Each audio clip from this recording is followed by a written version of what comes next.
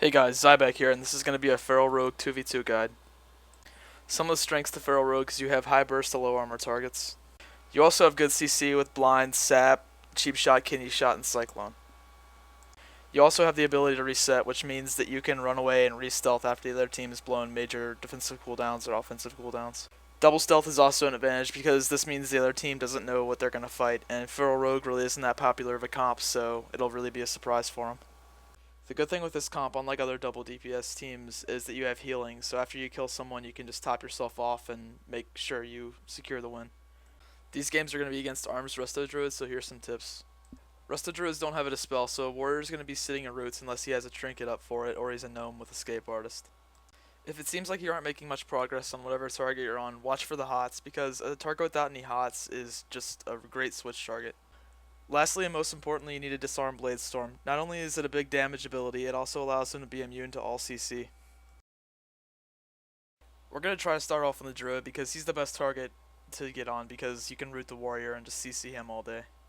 We get on this Druid and start putting a lot of damage into him.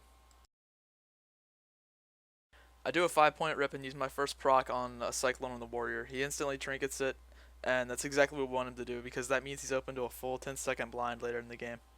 My rogue also disarmed the Bladestorm. Out of that disarm, I root him. This druid's pretty smart in putting his back to a wall, so we can't really hit him for any ridiculous damage, but I mean, we're still getting all our white hits because he's not moving around, so it's really not too big of a hindrance. And I also spec him to improve Mangle, so that's nice. And my rogue just used his full 10-second blind because the warrior's trinket's down, and I'll have a Cyclone out of that.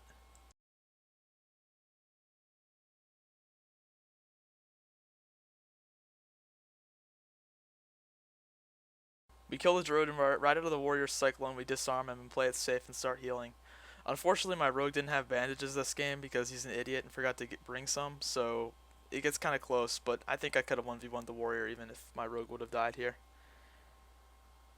I have all my defensive cooldowns up right now, and I'm just trying to kind of bleed kite him and just waste his time while just playing sort of defensively, but I'm telling my rogue to bandage right now. That's why he's in the back, and he's looking through his bags trying to find his bandages that he doesn't have, so he realized he doesn't have any, so he just comes and opens, but it wasn't very close because I still have Survival Instincts and Skeleton Key up. Alright, here's game 2. We're going to do the same thing and try to get on the rest of the Druid. Sorry about the little lag right here. My external hard drive is filling up. We open on the Druid, and the warrior was like in Africa, so it took him a little bit of time to get back. By the time the warrior gets to us, we already have full slows already up on the Druid, and I have a Cyclone proc ready for him. The warrior knows that if he trinkets the Cyclone, he's going to have to sit in a full blind, so he eats it, but man, his Druid is just getting owned. Unlike the last Druid, this one tries to run away, and I have his back, so he just gets shredded for a ton.